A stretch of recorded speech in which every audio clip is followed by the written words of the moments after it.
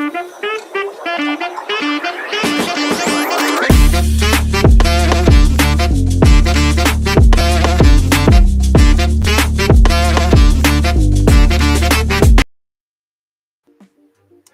up, guys? It's your boy GP with DeOrganized Media, kicking out another awesome episode of DeOrganized Nightly, where we get your favorite Giga Brain Astronaut Scholars into the same room, have a dope conversation, and kick out high-frequency vibes while keeping you in the know. It has been an awesome week in the Stacks and Bitcoin ecosystem. Saw some good price action earlier in the week, with a lot of building going on Bitcoin. It has been exciting to see the VELAR PERPDEX launch on Stacks and getting in there like swimwear.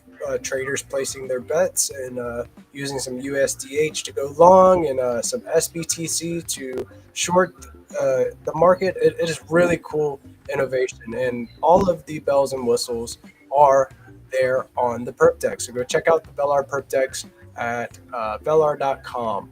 And be sure that you're using safe, good risk management whenever you are trading on the VELAR PERPDEX. You can get liquidated, so make sure that you're using proper fundamentals, and they have all the tools there for you, from Fibonacci's to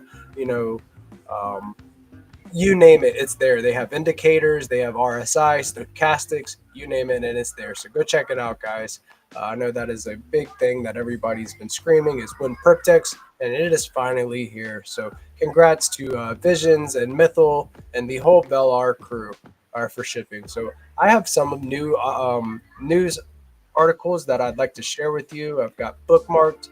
So let me get my screen share going, pull up my bookmarks, and we'll get straight to it. Happy Friday, guys.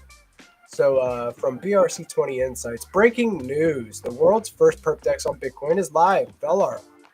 Agatha PERPDEX is now live on Stacks. Now trade perps on Bitcoin with 5x leverage and SBTC USDH pair, 100% Bitcoin security, so on and so forth. So go check it out, guys. I will give that a like and a repost there. From Stacking DAO. Stacking DAO keeps delivering new features. Our STSDX and STSDX BTC withdrawal rates on DEX exceeding 1%. Stacking DAO now enables instant withdrawals for liquid stacking tokens, given that enough idle liquidity is available. So you can instantly unstack if you would like. Let's get into this.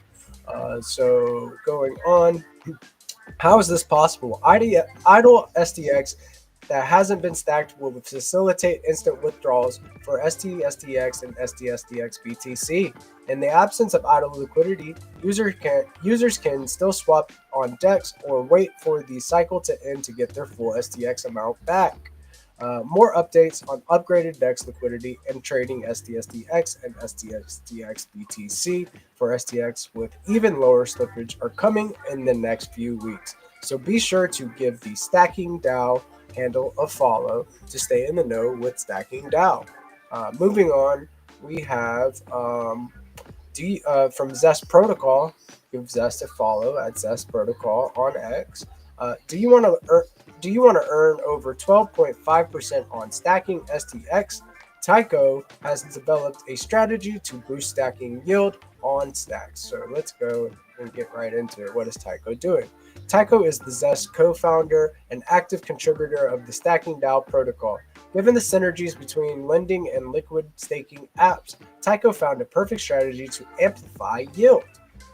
Like that, mint STSDX BTC on Stacking DAO and earn 9.63% APY paid in SBTC every 2 weeks. SBTC is a one-to-one wrapped Bitcoin in the Stacks ecosystem that we use. It is completely decentralized, no federated systems here. Deposit your STSDX BTC on Zest as collateral. Borrow STX at 6.5 APY against your STX BTC. Use borrowed STX to mint more STSDX BTC, earning an extra net 3% APY. The benefits of the strategy are earn up to 10% APY paid in SBTC directly to user wallet every 2 weeks. Use the SBTC rewards at any time to repay the STX loan. Just need to swap them for STX first on Bitflow Finance. You can follow Bitflow_finance there. That's another good follow. Loop the strategy to compound your yield. This strategy is effective when borrowing cost of STX on Zest is lower than the STSTX BTC stacking yield. The SBTC yield can also be swapped to STX to pay the borrowing cost. Users don't even risk getting liquidated as one STSTX BTC equals one STX, so it's an easier strategy to manage.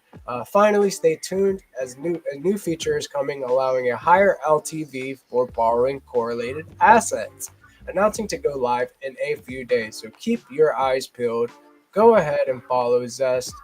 Jump into the Discord. I am the community manager over there. We are having some fun. We got some fun initiatives planned. So jump into the Discord and have some fun with Zest.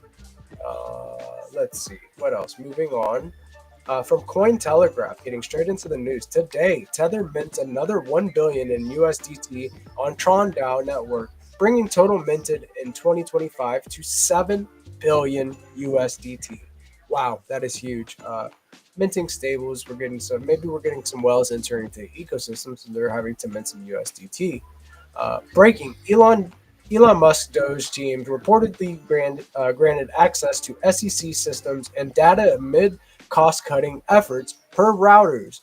Wow. Okay, so getting this guy has been finding all sorts of mouse spending within the government. So now he has access to look into different stuff within the SEC. I wonder what he will find. So I give it up to the Doge crew. Uh, Breaking, FDIC allows banks to engage in crypto activities without prior approval as long as risks are managed. Wow. So looking into that, banks are getting into the game. Our buddy Jackman Switch was talking about this. They're going to come up with their own rails while we already have rails in crypto. So stay tuned. I wonder what that looks like for us. Just in, the EU's insurance watchdog has proposed a rule requiring insurers to fully cover their crypto holdings with 100% capital, citing crypto's extreme volatility and risk of total loss. Okay, playing it safe, but good to see that the EU is finally starting to embrace Bitcoin. Breaking, President Trump has pardoned BitMEX co-founders Arthur Hayes, Benjamin Dello, and Samuel Reed, who pled guilty to federal charges including money laundering and violating the Bank Secrecy Act. Wow. Han Ventures unveils 1 billion in new crypto funds. The firm is launching 2 new investment vehicles to support early stage startups and liquid token strategies, signaling strong conviction in the next phase of the crypto market. So you can see here they've got different entities and payments, all sorts of ways. NFTs here. I like NFTs. Getting into this is the amount raised by category, February 2025. Cool stuff there. Just in, Haley Welsh, known as the Hawk Tour Girl, won't face charges after the SEC closes its investigation into the Hawk meme coin. Despite a 95% crash and pump and dump claims, regulators found no wrongdoing on their part. I do not know how she got away with that, guys. Stay away from pump and dumps. Stay away from these influencer tokens. Not financial advice, and DYOR, of course. But yeah, I'm not buying any influencer tokens. I'm good. Research. Bitcoin's role in DeFi is expanding through secure, trustless frameworks. Bitcoin is evolving from a passive asset to a foundational layer for decentralized finance, BTC-Fi. Elastos is pioneering this shift, leveraging Bitcoin security through merged mining and its BL2 protocol, enabling trustless transactions without custodians. Institutional banking like Rollman Capital's 20 million investment accelerates ecosystem growth. Key innovations include decentralized identity and Bitcoin-backed pegged assets, enhancing liquidity and usability. Sounds very familiar to me. It kind of sounds like Stacks, if you ask me. But there's probably some key differences there, but Stacks is the OG right now, and it has the fastest growing dev ecosystem among all Bitcoin L2s. So yeah, this is where we're building. Latest, Ethereum Spectra mainnet deployment is tentatively scheduled for April 30th. Cool stuff. New Zach XBTC claims a Coinbase user was likely scammed for 34.9 million. That's 400 BTC, pushing total suspected thefts this month past $46 million. He notes Coinbase still hasn't flagged the wallets, despite 300 million a year in social engineering scams. Big shout out to Zach XBT for doing this justice, being an awesome sleuth within this ecosystem, exposing these bad actors in the game, and also keeping everybody to a higher standard of transparency. Very, very cool stuff. Thank you, Zach. Just in, Animoca Brands has partnered with Sonium blockchain to launch Anime ID and integrate Mocha Network identity layer, aiming to bring anime fans into Web3. Very interesting stuff. I know that we have some anime heads in the Zest and Stacking DAO discords. Wonder what they think about this, and maybe if there's something that we could do with anime right here in Stacks, be it and keep it secured by Bitcoin. Breaking: XAI has completed an all-stock acquisition of X. This values XAI at 80 billion and X at 33 billion, net of 12 billion in debt. Very cool. Give that a like. Today, Ethereum's ICO participant moves 1,700 ETH, that is $3.18 million, to Binance after 7 years of dormancy. Do we see some selling action going on? Why is he moving it to a SEX? Who knows? Nobody knows. But after 7 years of dormancy, that is interesting to see. Maybe he sees that there is BTC Fi and he's going to get some exposure. Who knows? Any speculations, drop them in the chat. Yeah, that's about it for the news that we have right now. Let me get the guys on. We got some base chads in the ecosystem, as well as new guests joining us tonight. So let me drop this off right here and then bring our guys up, man. Big shout out to Jackman Switch. Hello, Jack. Crypto Dude in the house. We've got Aladdin from Bitcoin Trading Cards in the house. We've got Peace, Love, Music, our beloved Peace, on a Friday. It is an honor. Thank you, Peace. And we also have the Doc and Mr. Wagme joining us for the Friday session. What's up, guys? What's up, guys? Happy Friday. How are we feeling? What's happening? Yo. Been a good week, man. Been a good week. Got Hey. a PERPDEX on Stacks. We got Bitcoin trading cards that we can talk about, which really resonates with me because I'm a collector at heart. I collect Pokemon cards. I collect Treasure Hunt Hot Wheels, Lego sets, and Bitcoin trading cards are as OG as they come. Very scarce and very, very cool. Artwork is cool and informative, based, and educational as well. Very, I very can't- good stuff, I man. can't believe I just learned about this. Like this is so awesome. You know, like this is I feel the same way, the Jack. second thought I had is like, okay, I can't believe I just heard about this. The second one was like, why didn't I think of this? This is amazing. Like this is so cool, man. Like, you know, we got to go over some of this stuff pre-show, and it's just my mind's blown. It's awesome, dude. Kudos to you. Yeah, thank you, bro. We'll Yeah, bring the alpha tonight. Yeah, that's one of those things. Whenever I saw you pop in Aladdin, I was like, who's this Aladdin character? Did we add him to the group or something? And then whenever you said, yeah, dude, I'm the Bitcoin trading card guy, my eyes got wide. I was like, dude, what an honor. I'm like so excited to talk about what you got going on, dude. So very, very warm welcome. I know that you and Wagner are linked pretty closely, and you know, Wagme put me on to you, and ever since I looked into Bitcoin trading cards, I couldn't stop. Looking. I'm gonna have to get me some packs. It's a rabbit hole, that's for sure. I agree. I'm taking my parachute and throwing it away, and I'm just gonna I'm gonna dive right in. So yeah, no soft landing. I want to go right into it. Yeah, man. Did you wanna you have anything that you might want to show to the audience so we can kind of see what these Bitcoin trading cards are, or maybe give them a brief description of what you intend to do with them and what's been going on in your neck of the woods with them? Yeah, absolutely. So I worked on this for like 4 years before I finally launched, because there's a million things to study and learn, not just in Bitcoin, but in the hobby itself, before I could really dive in all the way on this. So it was about 6 months in before I finally launched, and I started my Twitter account. It was specifically for the business. I've been in Bitcoin since 2016, so definitely know a whole lot about the space and the culture that we have here. But it was really funny because as I was telling people about the cards on a couple spaces and some things I did, no one understood that they were physical, because we're in a digital space, until I actually like had the first box and started showing it off, and we were actually ripping packs, and there were so many people that were like, oh shit, this is like a trading card. So definitely learned a lot on that one of how to market, and still have a lot to learn, because in this space, we just have so much digital going on. So to be the only physical trading card in the space, it's definitely a hurdle, but there's a lot of really good that comes with it. So we can get into that this evening a little bit. But So, yeah, did you like? What's your background like? Were you a collector, or did you just learn about all of this immediately? Like, I'm really interested to learn about that.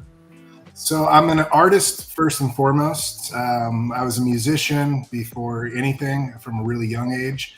And then just being a writer and an artist, I was actually like pretty much total dropout in school. All I did was write and draw, and that got me through school for the most part. The teachers just wanted me the hell out of there. I grew up in an incredibly small town of like 1,200 people, where literally the kindergarten stripped all the way across to 12th grade in the same little spot. So this town was not a big fan of me or my family. We had a lot of people that loved us. We had a lot of people that hated us. Originally, I come from the cannabis culture. So total hippie parents, part of Prop 215 and the whole movement. And the first trading cards that I ever created are cannabis trading cards. This was back in 2015, 2016.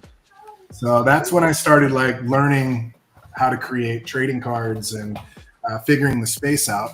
And then in around 2016, when I found Bitcoin, I got 2 boys, and it was time to leave the cannabis industry. It was just going to shit at the time. Very similar to some correlations. Not necessarily in the going to shit, but we all are hoping that this world really changes in a really positive way. Yeah. With everything going on with Bitcoin right now and it going into mainstream, which we want it to, there's a lot of wonderful things coming with that, and there's a lot of scary things. And the same thing happened with the cannabis industry.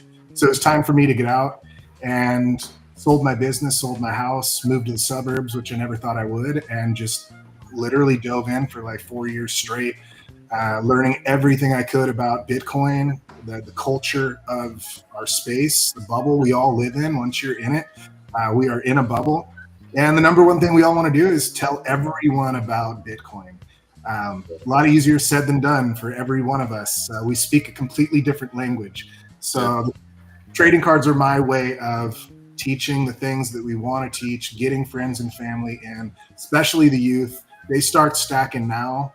I mean, shit, they're set for life if they're putting away $5 at a time once a week, which is literally your allowance. So everyone has the chance, but if you don't make it fun and simple, just like me in school, the only teachers I paid attention to were the ones that made the class fun.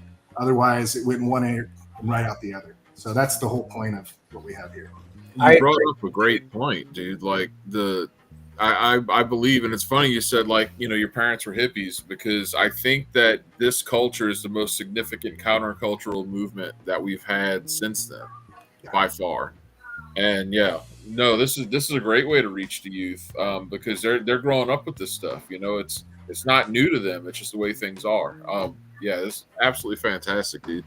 Yeah, I love that you're an artist, and that I have a similar story with high school. Not that it was a small high school, But the classes that I paid attention in were digital art, and I took digital art. All like digital media was my go-to class. Whenever I had lunch, I was in digital media. I was taking it twice a day, basically, just going to my art teacher's classroom and sitting in and creating art on the computer. So as an NFT artist, like the work, like you saying that, like, hey, where I stood out was in the art room. That really resonated with me, man, and it shows in the quality of these cards. I also looked on the site and I saw that you have like a partnership with PSA. Can we get a little bit into that and what PSA is? Yeah, so PSA is a third-party grading company. They grade everything from trading cards, magazines, VHS tapes, which is huge right now, cassette tapes, like you name it.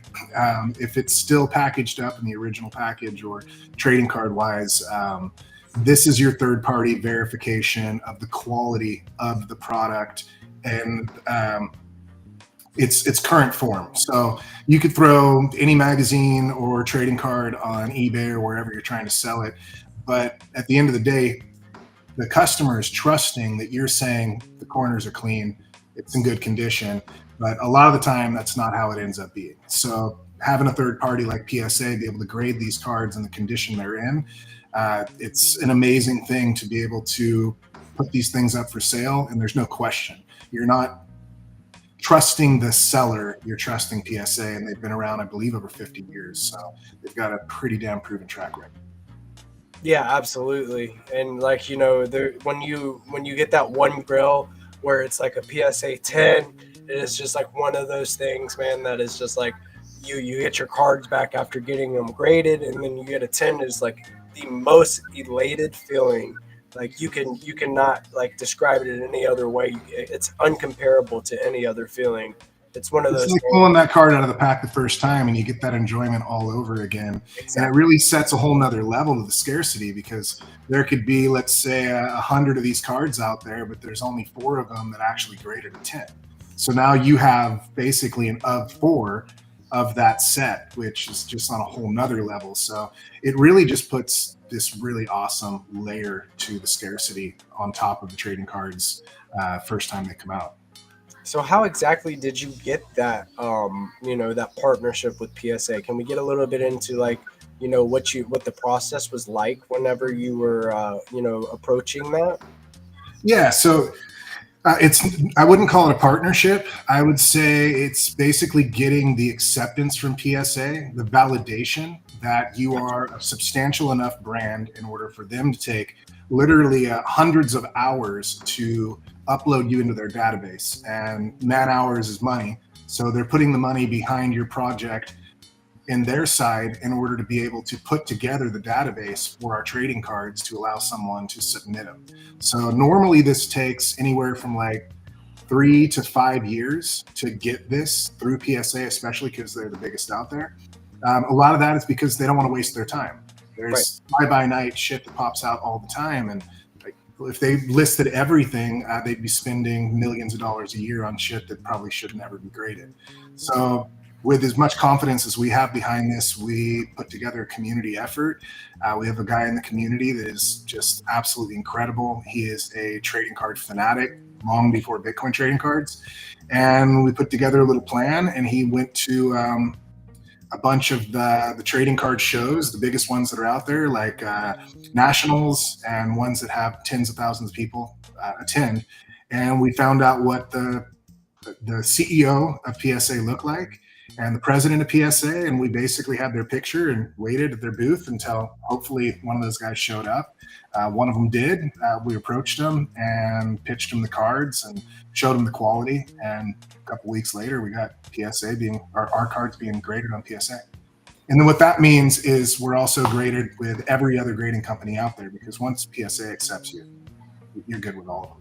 Yeah, everybody wants a piece. Like PSA is like the cream of like getting your cards graded. So like you want to get your, like, those usually tend, like if you say you had your cards graded by PSA versus having it graded with one of these other companies as well, and they're graded the same, the PSA will be held to a higher regard. So Yeah. that, yeah, that's cool stuff, dude. You guys were like boots on the ground, just grinding. You put out a great product, and they recognized you for it, and that is awesome. That is a huge accomplishment, and big congrats. Where can they find these cards? Like, what is the name of the site to where people can come check these out? So it's btc-cards.com. Awesome stuff. Like, so you guys go definitely go check out btc-cards.com. It is one of those things that, like, as a collector, I'm definitely gonna just have to jump in, no safety harness, and have to get right in. I know that Wagme was kind of showing me some of his cards whenever we were talking a little bit about this when he first introduced me to this. Wagme, like, how has it been like collecting these cards for you? What does it feel like whenever you get your cards delivered to your door and you open them up? What is your process?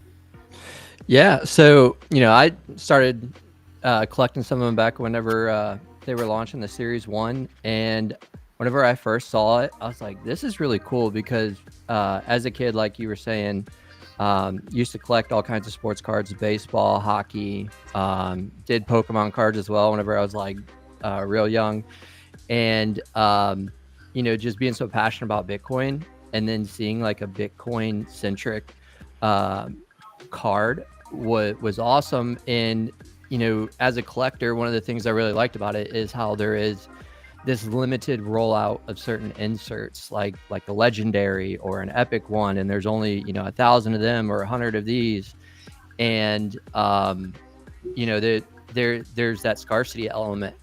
And especially whenever PSA that announcement came out to where I could get them graded on there, I was like, oh, this is really cool now. So I sent off a whole bunch of those and got those graded. But this is, it's like, I have kids, and I take them to the card shop every now and then, and I'm always like looking around. I'm like, when are they gonna get some Bitcoin trading cards? Like, because that's like my thing now. I'm not looking for Pokemon cards.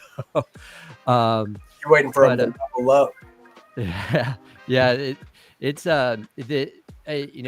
Seeing what Alden's grown to now. Like, how many sets is there, or editions do you have? So editions altogether, including the flagship, I think we're at like 12. Yeah.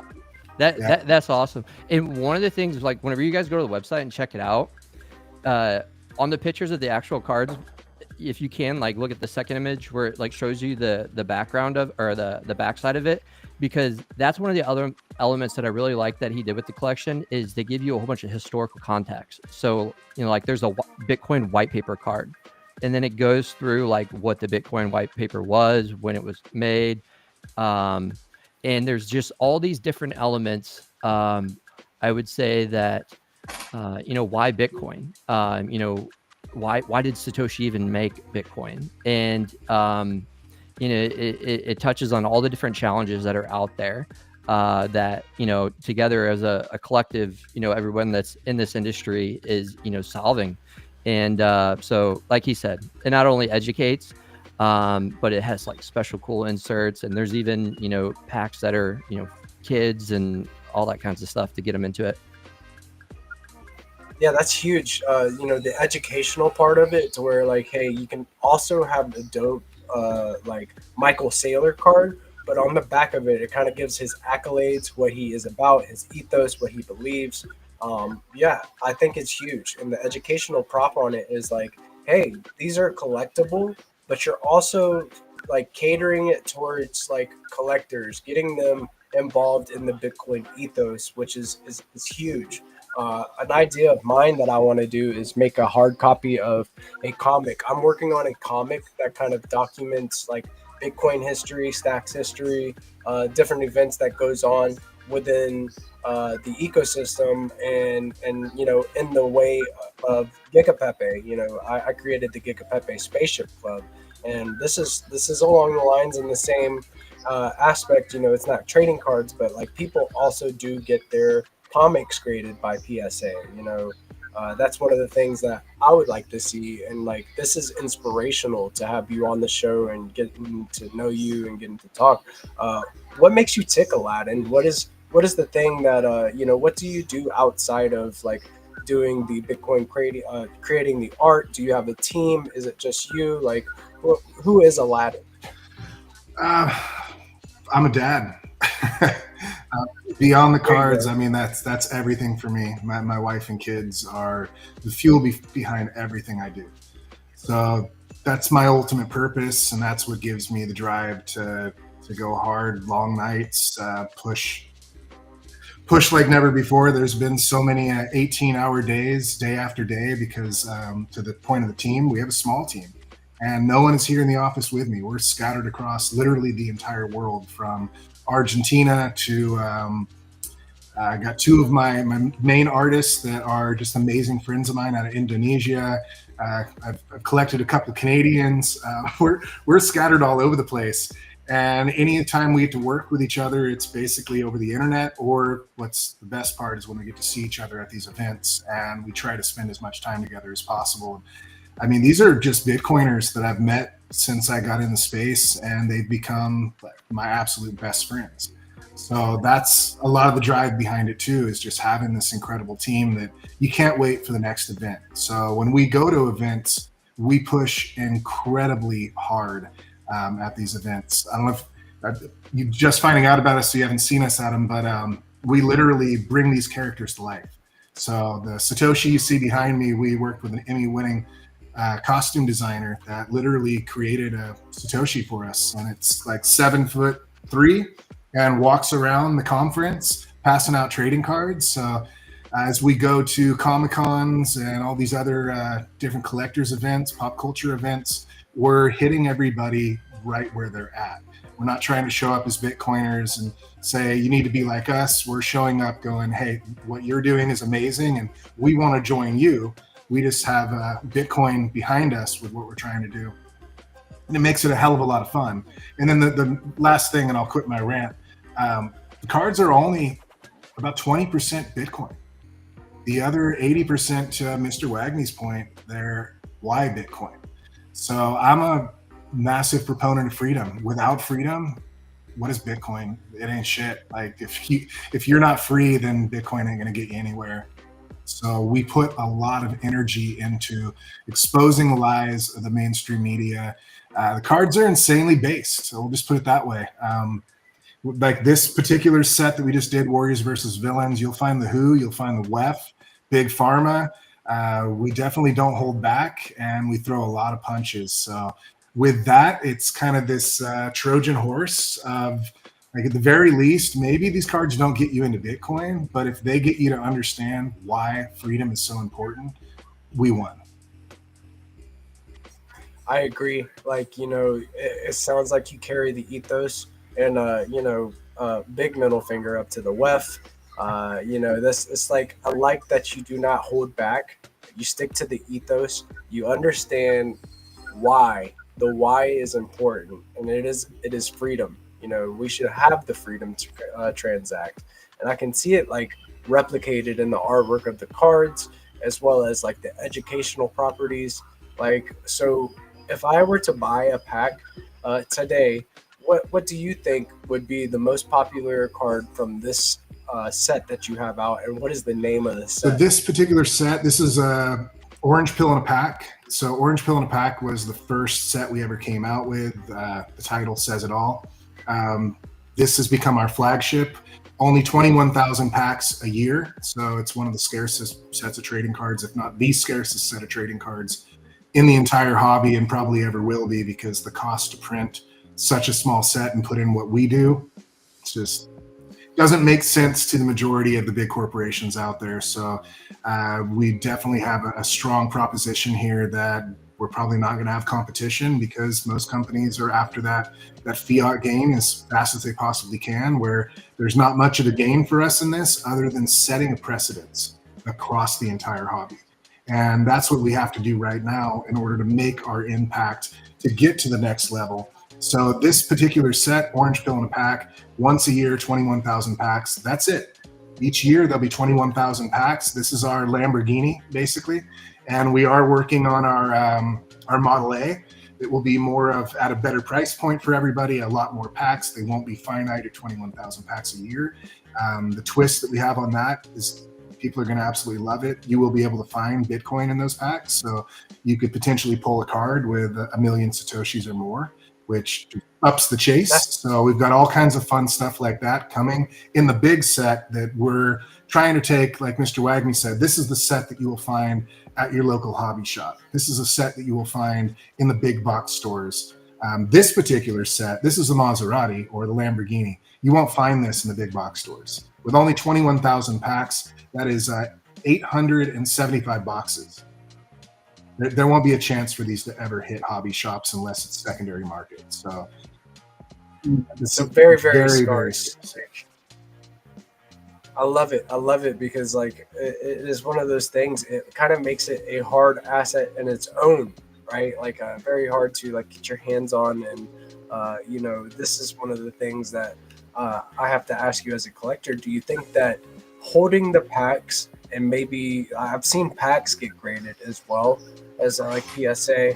Have you ever seen any of that with the Bitcoin trading cards, like people keeping them sealed and then trying to get the pack seal? It's graded? funny that you mentioned that, because I know this isn't a question to me, but I know I just received a message from one of my friends. He said, "Hey, I see you guys are live with Bitcoin trading cards. I have 2 unopened packs from Series 2, he said. And I'm like, no That's way. crazy. Yeah. You've So seen he's- this, right? Yeah, so here, let me pull that up so people can get a look at that. Yeah, so this is exactly what I was talking about. You can keep the pack sealed and then send it to PSA, and they will grade the sealed pack. So that is what makes, like, there's so many different ways to collect whenever you're collecting these assets, and that's exactly what these are. And it's amazing to see that you have kind of checked all of the boxes whenever it, like, that pertains to catering towards the collector, and then also capturing the Bitcoin ethos within the cards. You know, I think they're done very well. And like, dude, thank you so much for sharing. Like, this is awesome stuff. And I would love to, like, anytime you have a drop coming up, any type of event coming up, like, dude, please come through and shoot the breeze with us, because this is what it's about. This is a decentralized media company, and that is the ethos. We have everybody on that wants to talk about what they're doing. We get to shoot the breeze and have a good time together, you know? So I guess my next question to you would be, do you plan on being at the Bitcoin conference in Vegas? Oh yeah, we're coming very, very strong. The coolest part about this project is we get to collaborate. Like the page you're on right now, from Jeff Booth to Michael Saylor, all these guys, like, we work directly with them. We're getting direct blessing from each one of them. So it's not like we're just, oh, this person's popular, I'm going to slap them on the card. No, we literally make relationships with each one of these people, work back and forward with them the whole time, creating the cards, making sure they love the art, making sure the description is good for them. I mean, we're time stamping them on cardboard for the rest of their lives. So we want to make sure that they're happy with what we've created. So at these conferences, you pull the cards is cool, because if you run into Jeff Booth and you have his card, he'd be happy to sign it. It's not like this is something new to him. He loves the trading cards. He loves being on a trading card. So when you show up and you're like, Jeff, will you sign my card? He's happy to, rather than if we did it the wrong way and we just slap these guys on the cards because we're trying to make money off of them. You're going to show him his card and go, Jeff, will you sign this? And he's like, what the fuck is that? I didn't give anyone permission to move it. And then you're embarrassed and it's just a shitty situation. No, like you said, we're doing everything as right as anyone possibly could. Really just like let the competitors come, and there will be, because it's a good idea. So we will have competitors, but at the end of the day, we're going to knock them out with quality on everything we do, all the way down to how we treat our customers, how we treat our community, and how we treat the people that we put in the packs, and across the board. So when it comes to the conference, we will have a booth that will blow your mind. We'll just put it that way. Oh yes, dude. All right, so I'm gonna be in Vegas, and I look forward to like getting to like shake your hand and admire the booth, get immersed into the whole ethos of Bitcoin trading cards. I'm extra excited for Vegas now. It's gonna be an interesting thing because we're gonna have like a stacks get together out there as well. I guess the next thing I would ask you is like what does it look like when like are you looking to get into digitizing stuff like this? Like I know that these are hard tangible assets, but like have you ever thought about any type of digital collectibles with Bitcoin trading cards? Well, absolutely. I mean, being in the Bitcoin space, digital space, that's come many times. We've been approached by a lot of big companies, a lot of big projects. For me, again, it's being a father first. And the number one thing I want my kids to do right now is get the hell off the devices as much as possible. So I envision it like this. You're sitting at the dinner table with your friends, your family, or your kids. And you can either share something really cool on your phone you're really passionate about, or you can sit around the table with your friends or family and rip a pack of trading cards. That physical interaction with the phones set down, there's no comparison. And this is what we need for kids more than anything. I love the digital aspect. I have no problem with everything that's going on in the space. I think there's free market capitalism. Let it run. But for me, these cards in particular, at least this point in time with it, is to bring people out of the metaverse as much as possible. And dude, there is plenty of competition. There is so much digital going on. I want to be able to work directly with as many people, as many groups, as many projects as possible. And I don't want this to be a competition. And right now we're the only physical collectible trading card in the way that we do it right now.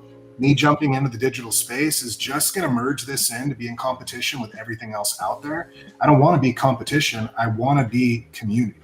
And that's the beauty of keeping it physical right now. And the idea of digital down the road wouldn't necessarily be for an NFT. We have worked with some of the top game designers. We have some different projects I'm working with Mr. Wagney that are in the works. There's things that we can do to merge the digital into this without it needing to be a digital collectible per se. My kids love gaming. I grew up gaming. In-game items are the shit. I think this is one of the biggest things that we need in the gaming space. The amount of money that my kids have spent on Fortnite, or let's say I have spent on Fortnite for them, is insane. So if there are ways for these, I wouldn't even call it investments, but at the end of the day, I guess it is, for all these skins and shit that my kids have, for them to be able to say at one point, you know what, I'm no longer into Minecraft or Fortnite anymore, and I want to sell my avatar and all my skins. Dude, if they could come back on that, that'd be amazing. And this is the kind of idea that I'm thinking of more towards the future. It's not so much a digital NFT in any way, but more of in-game items and turning this into something that can compete with Pokemon and some of the top games out there. Because at the end of the day, those are fun, those are cool, but what are you actually getting out of it? Where at least what we're doing here, you're learning the ethos of Bitcoin, you're learning the ethos of freedom. There is positive impacts that are coming from these cards, and everyone gets in. Anyone and everyone can claim they got into Bitcoin for altruistic reasons, but we come in for number go up. We have the incentive, right? These trading cards are basically an incentive for people to learn about Bitcoin, learn about money. So in a way, you're kind of getting paid just in the trading card alone, even if the card's worth $1 or $5 or whatever it is. Like, your incentive is there to learn, and that's what people need right now, is an incentive to learn. So trying to stay in those ethos as much as possible is my ultimate key. I love it. I love it. And like hinting at like stuff like in-game items, like maybe some interactive things to do if you collect this card, and then like in the digital realm you have something to do with it. That is very interesting. And then being able to like gamify it, right? Like gamification is one of those things that, like, of course you have your own sort of gamification in Pokemon, where like, hey, it has a game attached to it. Like you collect these cards and they do different things within the game. So that is some alpha there. What is like, do you have a roadmap of a sort, or do you just kind of like build as you go? Where can people get information on Bitcoin trading? So the Telegram group is the best place, but Reddit is another one. We've been working on building out Reddit for quite a while, because the Telegram group can turn into just a massive conversation, kind of like Twitter. So we're putting a lot more focus into Reddit to be able to keep the roadmap going that way. Once in a while, we will put some new alerts on the website and stuff like that. But roadmap wise, it's really hard to pinpoint something down exactly, because the connections we're making and at the speed of growth of this project, we're all ready to spot that. If you would have asked me a couple years ago, do you think you'd be here at this point? I would have said, hell no, that's impossible. And it seems like every couple months, someone reaches out that blows my mind, and the opportunities just expedite massively. So one of the things that I haven't told my community yet, but I can drop the alpha here for you guys. So if any one of them are listening, so our printer that we work with is second largest printer on earth. So you name a trading card company, they're probably printing for it. We'll just put it that way. Doesn't get any bigger. So they have been working with us since Series 2. We just came out with Series 3 with them, and I'll just show you one of these cards, for example. The print quality that we pulled off going back and forth on this thing, we took literally 18 months on 21,000 packs, which is just insane. And the quality that came out from the proof of work that we put in to the cards won us basically a championship program where we were picked out of 35,000 customers, where Apple and some of the largest companies in the world are part of those customers, as the most, the best way to say it, the highest quality print job that they have done, basically in 2020. These came out 2024, but we just pulled, so all of 2024, this won the #1 quality print job that they produced. Oh, it is beautiful. This is just one card out of the set that you could potentially pull. This is leap of faith. So everyone needs to understand the importance of taking that leap of faith, just like every one of us are doing. And I mean, we didn't miss a beat. So one of the things we have here that is so unique is this little pill right here. This is only done by a couple companies in the world. This little pill has something called a fingerprint stamp. So we spent almost double what the entire project cost to put fingerprint stamps on the back of all of our chase cards. What this does is it's just like your fingerprint, it cannot be reproduced. So no knockoffs. Like Pokemon is constantly has all these people making knockoff Pokemon cards. You never know what you're getting. When you pull one of our cards, good luck knocking this off. You literally have to break into the printing facility, get into their vault, find the stamp itself, and steal that stamp in order to try and knock off one of our cards.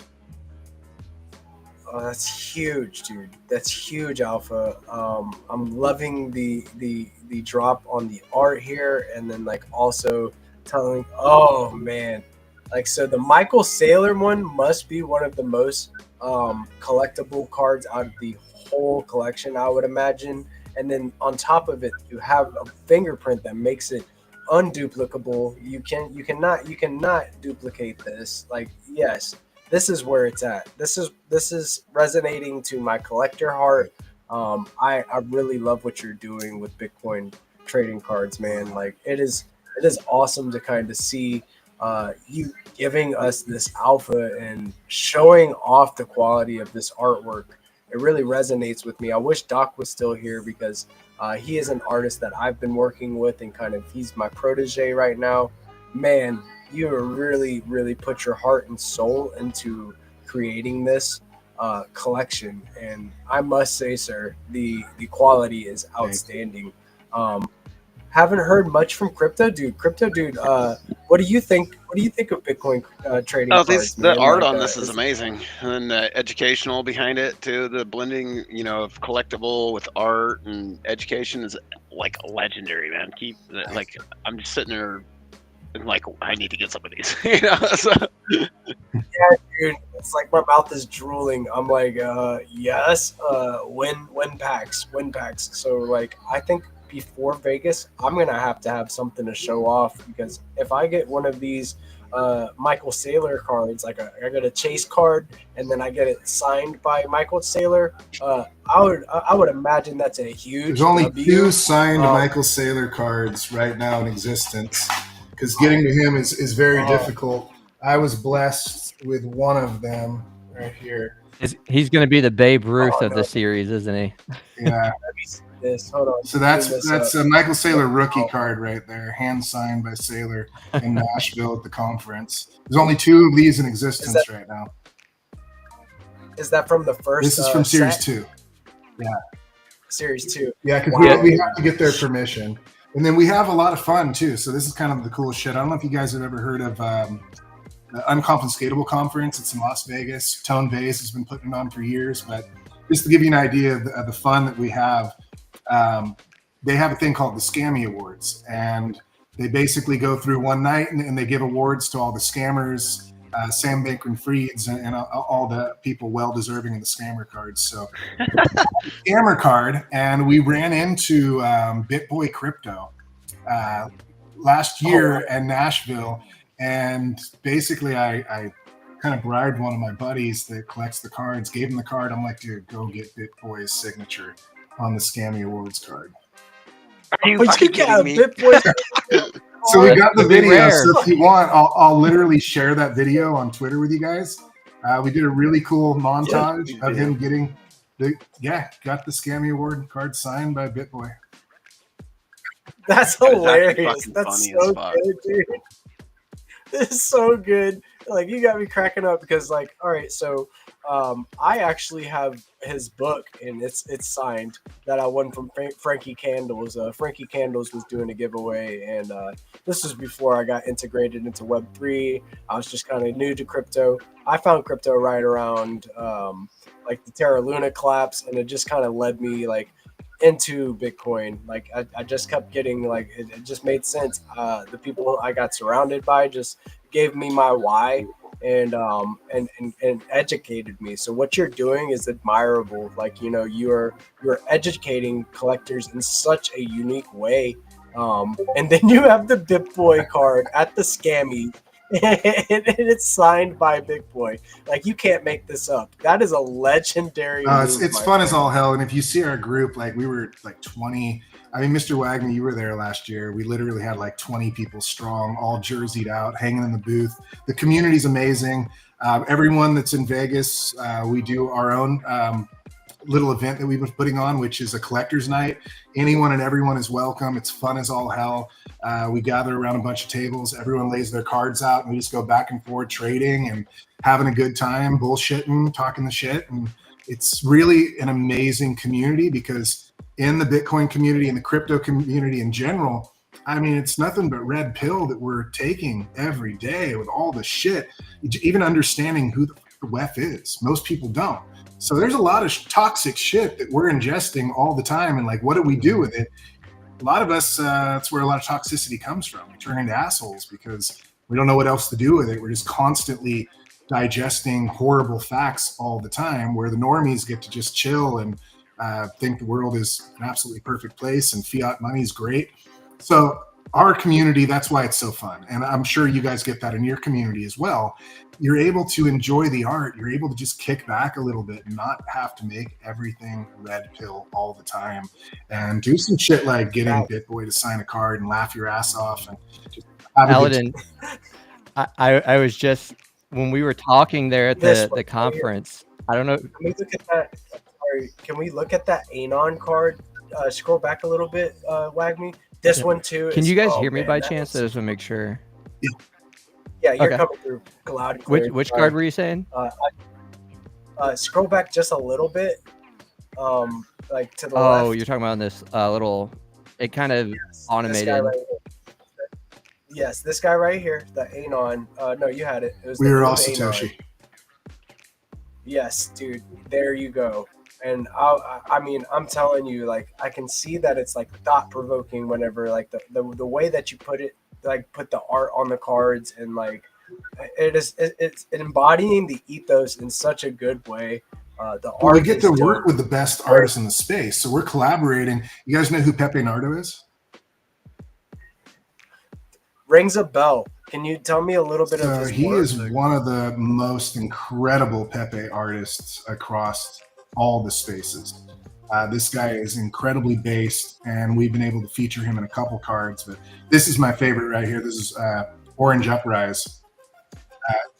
Oh, let me bring that up. Hold on. Let me bring that up to the And big Alan, screen. and I was going to mention to you, because I know you said you got BitBoy's signature on the Scammy. When you and I were standing right by your booth talking, do you remember who walked by? And then, months later, they ended up rugging a whole bunch of people. Remember Hawk Tua? Yes, absolutely. If you had a card ready, then you could have got that one signed. Oh, shit. It would be worth a hell of a lot more than her meme. Dude, listen here. Like, we just covered how the SEC dropped like all like investigations into her Hawk Tuo scam too, right? Like, that would have been the perfect signature for her card. Like, have a card for her and then like have it signed at the Scammies. Get out of here. These stories only happen in Bitcoin, dude. I swear. Like, it's like it is so fun to get to hear, to like shoot the breeze with the guys and talk about stuff that we love and are passionate about. Thank you so much for like coming on and sharing about Bitcoin trading cards. I got one more really special one for you. Okay, so this is the most special thing that I've gotten or experienced. I mean, which is hard to say because there's been so many special experiences, but it just is a testament to what we're doing here. And if you do it right, from start to finish, these are the kind of magic moments that you get out of a project. So my personal advisor on this project is Samson Mao, and he's one of the guys that I respect more than just about anyone in the entire space because he is real. Whether you like what he says or you don't like what he says, dude, the guy is just real. And I absolutely respect and admire him so much. And if you don't know, he's really close friends with Adam Back. And we all know how big Adam Back is for Bitcoin, for everything. The only individual cited by Satoshi Nakamoto in the white paper. So obviously we had to get Adam Back's permission to put him in the cards, but it went far beyond that because Adam Back really loves what we're doing. I mean, who would have known that a bunch of Bitcoiners are nerdy card collectors? So this was a Christmas gift from Adam and Samson. I sent them some cards as a gift to them that I pulled from the packs and actually bought from some of the community members. And this is what Adam sent me for Christmas. So this is a hand-signed, PSA graded, and authenticated Adam Back card with Adam's signature. Yo, that's cool. That is so sick, bro. Like, how do you all right, so I know that must be like one of the grails. Like, there's many grails in the collection, but like to have it graded, signed, not graded, but this is my Hal Finney, signed by his wife Fran Finney. I follow her on that. So it's signed by. I was just wondering if you had something like that. Wow, dude. And that's, again, it's a testament to doing it right across the board. We did a free Ross 1 of 1 back in 2023. It went for, I think it was like 0.47 of a Bitcoin, and we donated 100% of that to the Free Ross Foundation. Wow, and a happy belated birthday to Ross, man. His birthday was yesterday. I think it was yesterday or the day before, but happy belated birthday to Ross. He's finally free and with us, and this is what it's about, man. We've got Zero tuning in here. Let's see. Yes, Zero's coming on. What's up, Zero? Yo. My guys. So I got the little munchkins with me over here today. Hey, Munchkin. It's the little Zero. Yeah, the little Zero. The intern Zero. What? Okay. Yeah, so I saw you guys chilling in the space. I know markets are precarious. I'm sorry. I honestly thought they weren't going to be as loud, but It's you as soon know as how you this start goes, talking. Mr. That's Wagney. how. Oh yes. So does That Aladdin. He knows. this is on yeah. par with how this thing goes. So guys, you guys are doing a phenomenal job. I don't know how the hell you guys can do morning, evening, night.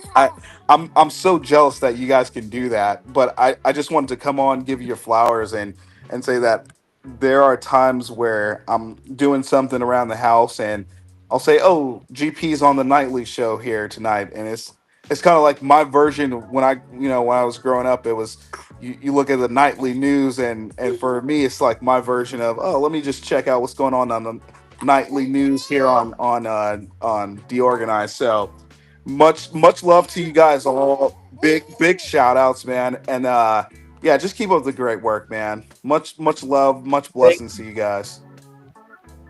thank you, Zero. I appreciate you. And if you guys have not, go check out Zero Authority. It is the decentralized gig economy built on Bitcoin via Stacks. It is like one of the dude. I'm so excited for you. Oh, dude, we're right now we're migrating all the contracts. We are going to put them.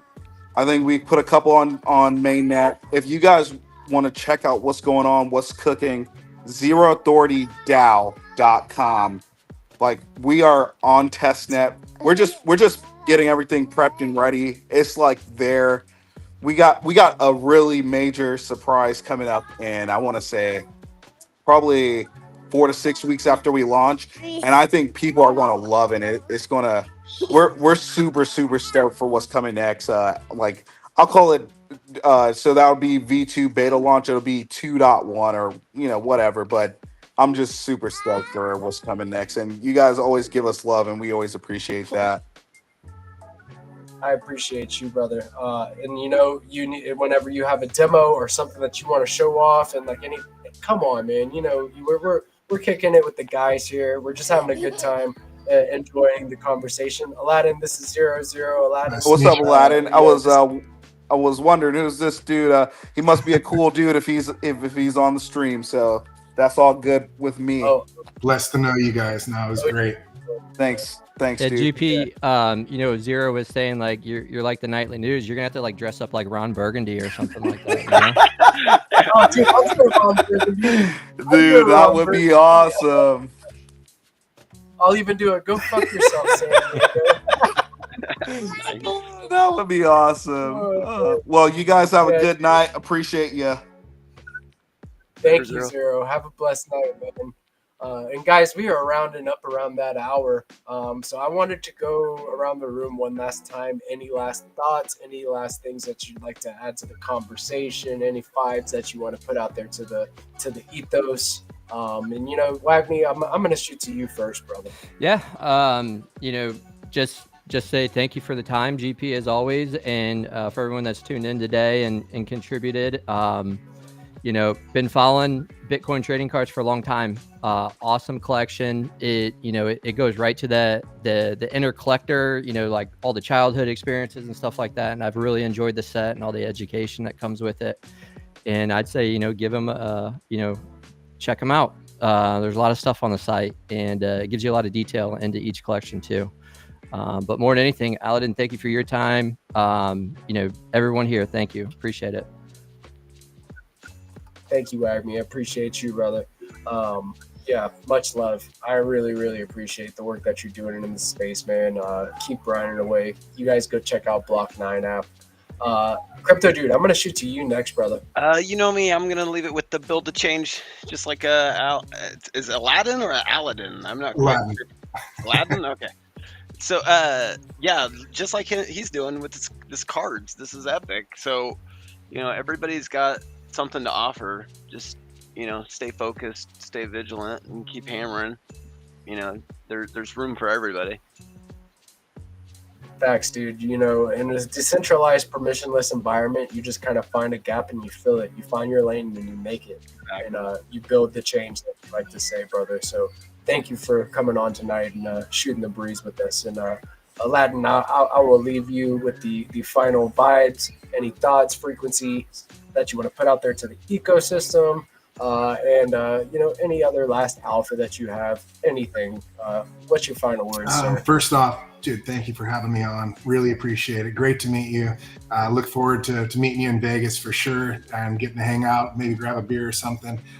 So super stoked to be on here. And final words to everyone else. Dude, if we don't join the mission together and work together on whatever platform, on whatever it is, like, as long as your ultimate goal is freedom and your ultimate goal is to teach people to embrace that, we all should be on the same page, in the same group. There's no room for fucking toxicity in the entire cryptocurrency space if you're on the right mission. So I just hope that I've been in the space long enough to see the ups and downs, and when it's down, kind of like right now, it scares me a little bit, and we need to stop battling each other out there, and we need to be working together in whatever way, shape, or form. Otherwise, we're the same stupid cancel culture. Okay for you, not for me. Do as I say, not as I do. Or just, if you're not doing exactly what I do, then you don't deserve to be here. All that is a giant load of shit. These people must not have kids, and if they do, I feel sorry for their fucking kids. That's what I'll leave it at.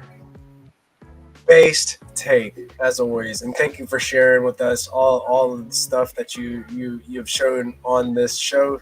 Is really, really high quality stuff, very well thought out, and I look forward to meeting you in Vegas as well, sir.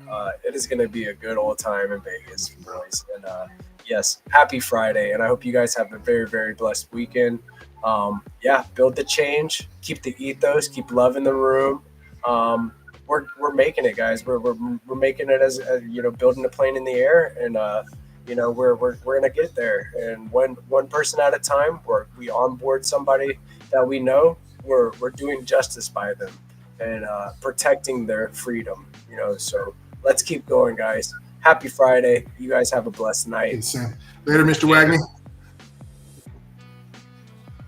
Peace, guys. And this has been another based episode of DeOrganized Nightly, where we get your favorite Giga Brain Astronaut Scholars into the same room, have a dope conversation, and kick out high frequency vibes. Always remember to keep love in the room. Go touch some grass this weekend. Enjoy the mission. Have some fun while you're doing it. And remember that we are at the tip of the spear when it comes to bringing freedom to the masses via Bitcoin. I'm your boy GP with DeOrganized Media. Give DeOrganized BTC a follow on X to stay in the know. Go check out DeOrganized.media to find the show schedule and never miss your favorite spaces and podcasts. And go test DeOrganized games. I will catch you guys on a later date. Y'all have a blessed weekend. Peace.